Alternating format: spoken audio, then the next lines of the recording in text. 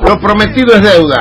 Axel Kicillof, diputado nacional. Buen día, Axel, un gusto de saludarte en esta mañana en Un Poco Nomás. ¿Cómo andás, Eduardo?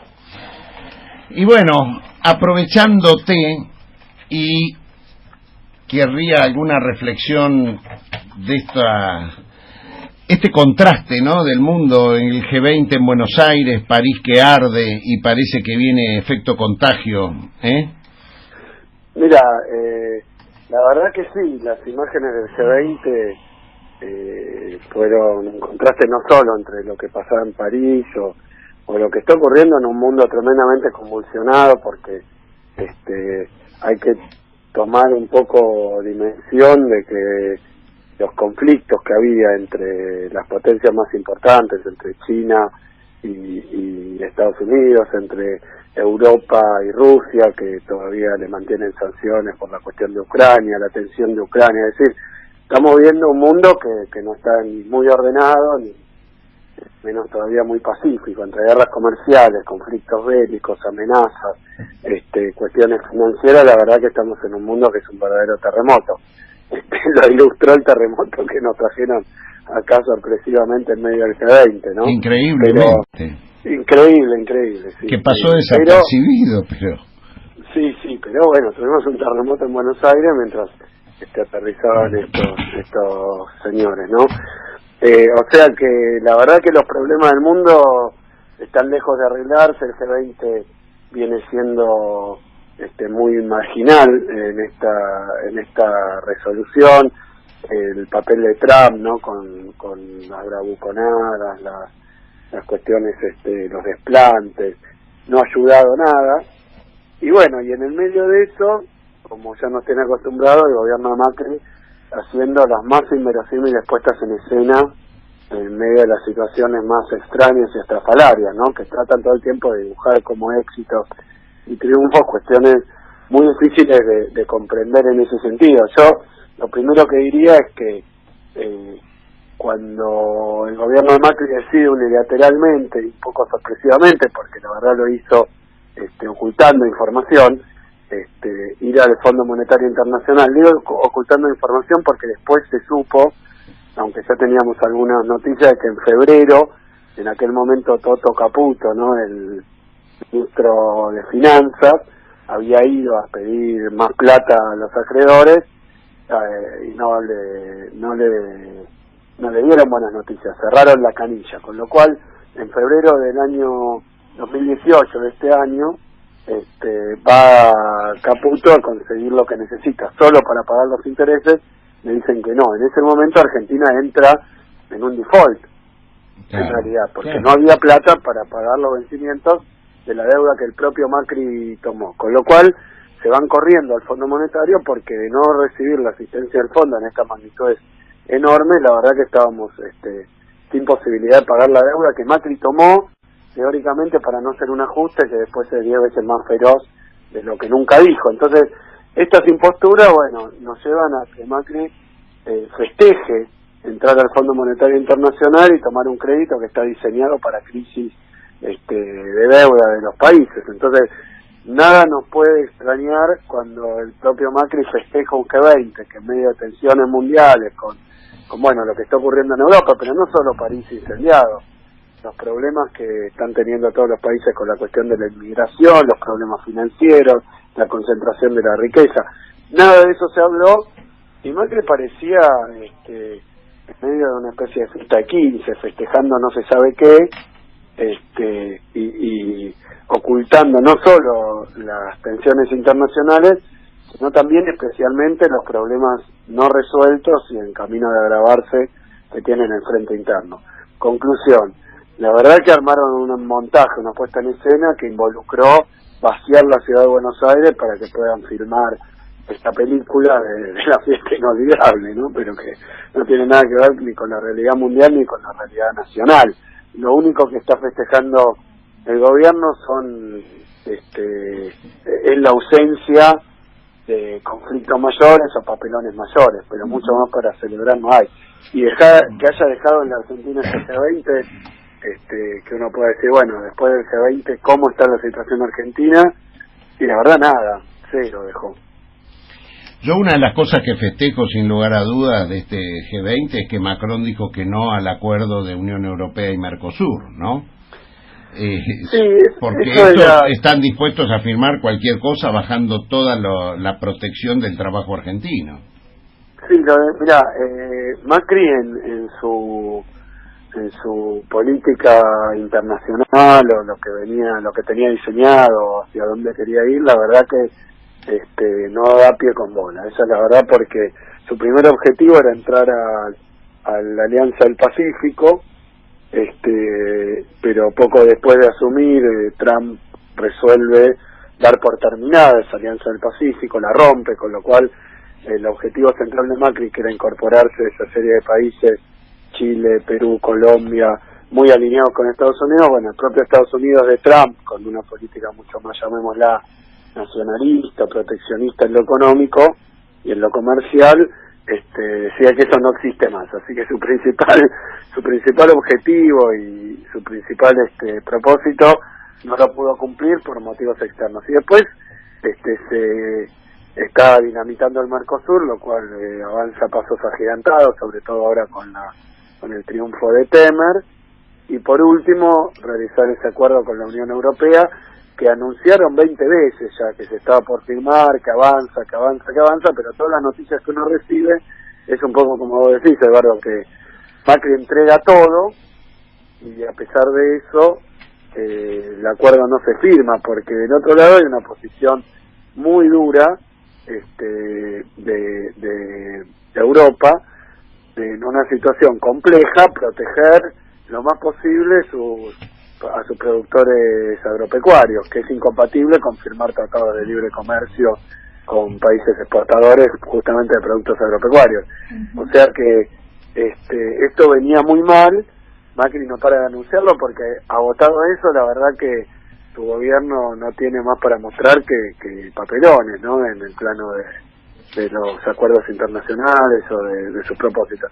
Dicho en una forma sintética, Macri vive en un mundo que no existe más, por decirlo de alguna manera. Quiere ser librecambista, aperturista, neoliberal, en un mundo que, como vemos, está enrarecido y cada vez más cerrado en términos comerciales. Así que nosotros lo hemos caracterizado como un corso a contramano, ¿no? Así es. Porque no pegan una. Axel, Lucrecia Cardoso, ¿cómo estás? ¿Cómo andás, Lucrecia? Muy bien, ¿vos? Te hago una pregunta un poco quizás futurista, ¿no? Suponiendo que el año que viene, digamos, la sociedad argentina lógicamente va a sancionar esta política de exclusión, esta política de pobreza, de hambre. ¿Cómo imaginás esa Argentina que quede, digamos, que haya que seguramente una alternativa política va a tomar las riendas nuevamente de este país? ¿Cómo imaginás esos primeros 90 días, no? ¿Cómo imaginás qué decisiones, qué medidas, qué políticas serían las correctas? Mira, yo creo que hay una situación de tan grande incertidumbre, no solo a escala nacional, en términos de que la pregunta esa conlleva varias incógnitas, ¿no? La primera es qué va a dejar Macri, claro, o cómo va a dejar Macri la situación de la economía argentina, que es muy compleja, muy comprometida, pero bueno, depende mucho de lo que ocurra durante este 2019 hasta llegar a las elecciones. El año que viene va a ser decisivo en términos de si Macri sigue profundizando las políticas de ajuste, como todo parece señalar, pero como al mismo tiempo sabemos que es un gobierno mentiroso, que es un gobierno de estafa, sí, democrática, ¿no?, en el terreno de las cuestiones democráticas.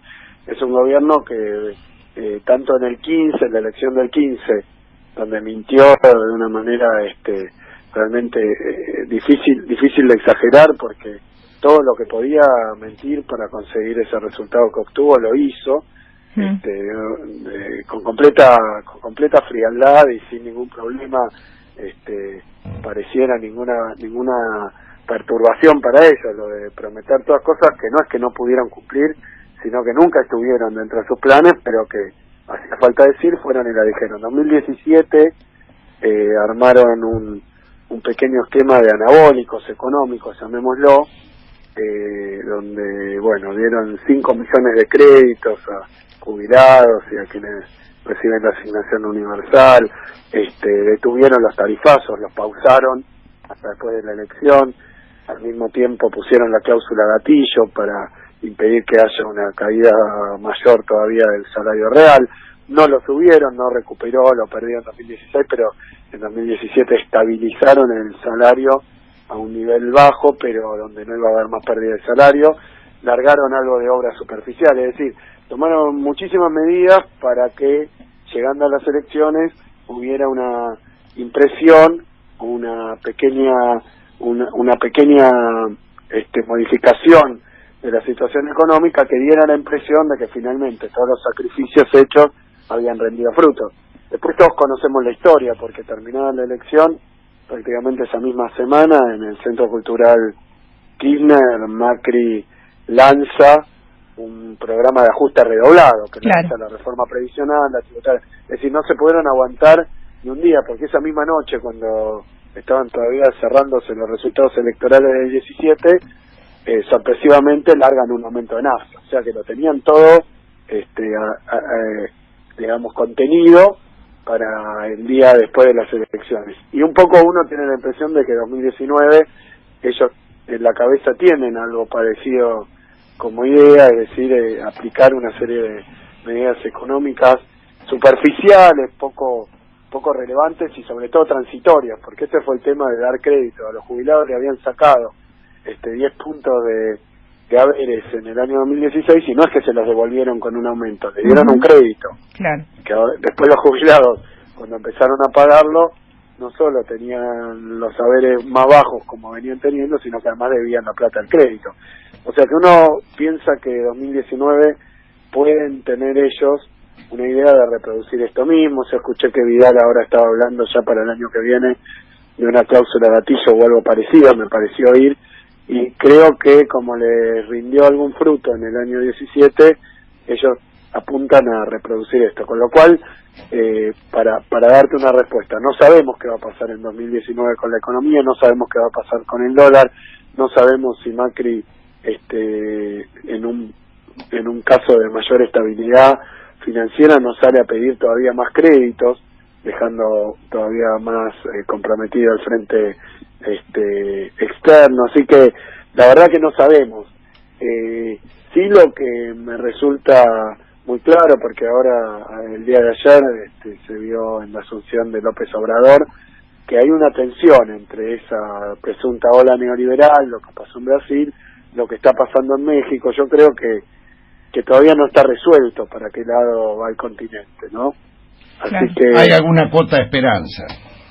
Sí, yo creo que hay un contexto de mucha incertidumbre, de una situación económica, como decía recién, enrarecida a escala internacional, muy volátil, donde nadie sabe, porque ayer Xi Jinping y Trump parece que tuvieron una buena reunión, pero nadie sabe si eso puede en pocos meses desencadenar una verdadera guerra comercial con situaciones más complejas a escala del comercio, así que la verdad es que el mundo está muy incierto. Lo que sí me parece que es una enseñanza que nos va dejando Macri es que estas alternativas neoliberales que se venden como una salida a todos los problemas, una solución mágica, después cuando llegan al gobierno no dan ninguna respuesta positiva para la sociedad. Después veremos si Macri puede manipular las elecciones, si Macri puede dividir a la oposición y hacer ese trabajo permanente para que no se le enfrente un frente suficientemente amplio para concitar eso, sumado a campañas sucias como fue lo de Brasil. Es decir, que lo que vemos es un deterioro del marco democrático. Lo que sí sabemos también es que las políticas que está llevando adelante Macri no le están sirviendo para conseguir popularidad, más bien todo lo contrario, ¿no? Axel, te llevo a un tema que te escuché reflexionar la semana pasada sobre la causa de los cuadernos, ¿no? La causa de las fotocopias, en todo caso. y el procesamiento de Paolo Rocca y la preocupación que puede generar eso en Techín. ¿Cuál es tu análisis de esta situación? Sumado a que habrás visto que en el acuerdo que han cerrado Estados Unidos, México y Canadá, la veo muy mal a Techín exportando acero para esos lugares, ¿no? Sí, pero hay que ver que Techín abrió durante la etapa anterior una planta en Estados Unidos, una planta en México, o sea que tiene una... Puede ser local, producción local. Claro. Pero no, yo hablando más allá del esperpento judicial que han armado, de que las declaraciones... mira, en la famosa ley del arrepentido dice muy claramente que hay penas grandísimas para aquel que en un contexto de llegar a un acuerdo, arrepintiéndose y delatando o asumiendo algún delito y delatando a otro, si miente, hay penas agravadas, ¿no? Y yo diría que hoy, si alguien tuviera que tomar la causa de los cuadernos, lo primero que debería hacer es tomar las declaraciones de los arrepentidos, porque se observa a simple vista, por lo poco que uno puede ver mirando los diarios y leyendo los textuales, que entre los distintos arrepentidos hay enormes contradicciones. Entonces alguno de los dos mintió, de los dos o de todos.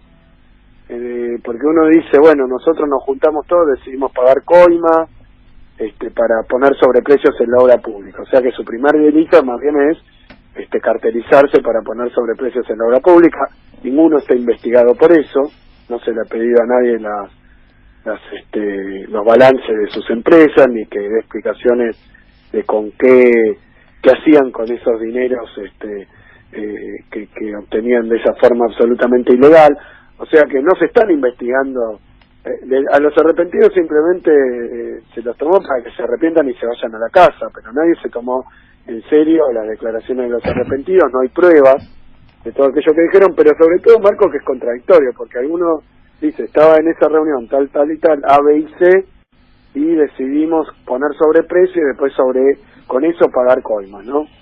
Ahora, después viene, eso dice A, después viene B y dice, no, yo no cobré ningún sobreprecio y no pagué ninguna coima por nada de esto, sino que hice un aporte a la campaña electoral de mi bolsillo, y ahí el arrepentimiento sería, no se entiende bien por qué, porque en realidad fue, como se dice, coaccionado para hacer un aporte de la campaña, que es una parte de la campaña además para las magnitudes de riqueza de esta gente que hasta parece diminuto, ¿no? Entonces, dos personas que estuvieron en la misma reunión y teóricamente después hicieron lo mismo, uno lo niega, otro lo dice, alguno de los dos mintió.